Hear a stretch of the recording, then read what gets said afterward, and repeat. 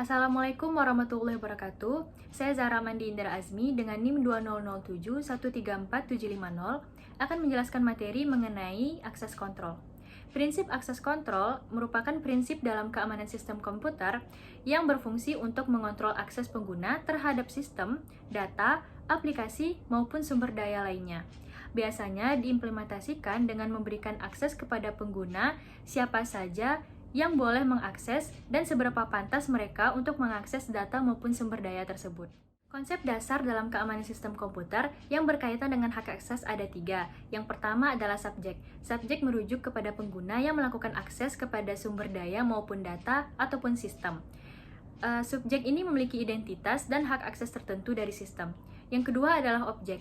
Objek ini merupakan sumber daya ataupun data yang dilindungi. Bisa berupa file, database, perangkat keras, maupun aplikasi. Yang terakhir adalah asset right, merujuk pada hak akses pengguna terhadap sistem, sumber daya, maupun data. Hal ini dapat dibagi menjadi beberapa kategori seperti read, write, execute, dan delete. Selanjutnya adalah strategi akses kontrol, di mana ini merupakan sebuah pendekatan yang mengelola hak akses pengguna terhadap sumber daya. Strategi akses kontrol yang biasa digunakan adalah yang pertama, Role Based Access Control atau RBAC, di mana strategi ini memberikan hak akses kepada pengguna berdasarkan peran ataupun fungsi pengguna tersebut dalam organisasi maupun sistem. Hal ini dapat meminimalisir kesalahan manusia atau pelanggaran keamanan.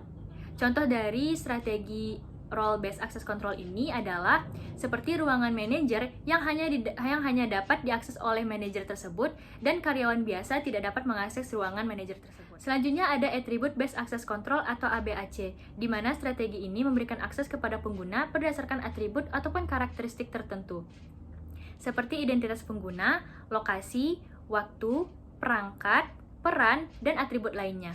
Contoh dari Attribute Based Access Control ini, misalkan di sebuah perusahaan yang memiliki banyak divisi, maka per divisinya hanya bisa mengakses hal-hal yang berkaitan dengan divisinya, seperti divisi finance yang mengontrol akses keuangan, divisi personalia yang mengontrol akses data SDM pegawai, dan divisi-divisi lainnya. ECIM atau Identity, Credential, and Access Management merupakan sebuah pendekatan yang berfungsi untuk mengelola proses autentikasi dan otorisasi pengguna agar hanya orang yang berwenang saja yang mendapatkan hak akses terhadap sumber daya. Selanjutnya, kita akan membahas komponen dasar yang terdapat pada ECIM. Yang pertama ada Identity Management, di mana merupakan proses mengidentifikasi dan memverifikasi pengguna. Dalam tahapan Identity Management ini ada pembuatan dan pengelolaan akun, yang mana pada tahapan ini dibutuhkan informasi data dari pengguna seperti nama, email, dan nomor telepon. Yang kedua ada tahapan autentikasi dan otorisasi, di mana pada tahapan ini terdapat proses verifikasi identitas pengguna seperti nama pengguna, password, dan token ataupun biometrik.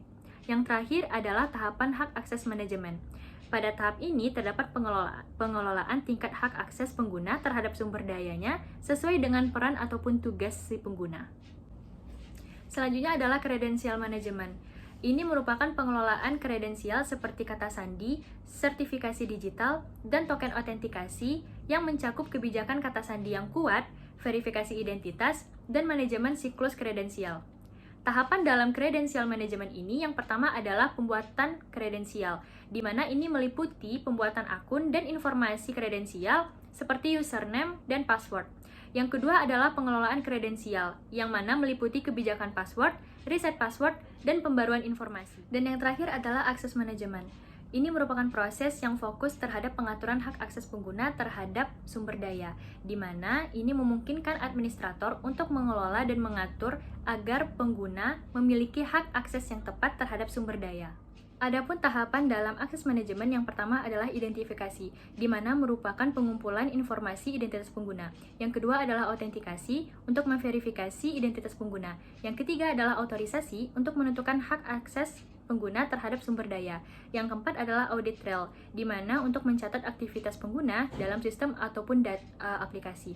Yang kelima adalah monitoring, pemantauan aktivitas pengguna dalam sistem maupun aplikasi. Yang keenam adalah manajemen siklus akses pengguna. Dan yang terakhir adalah revisi, tahapan untuk meninjau dan pembaruan akses secara berkala. Sekian dari saya dalam materi akses kontrol. Kurang dan lebihnya saya mohon maaf. Wassalamualaikum warahmatullahi wabarakatuh.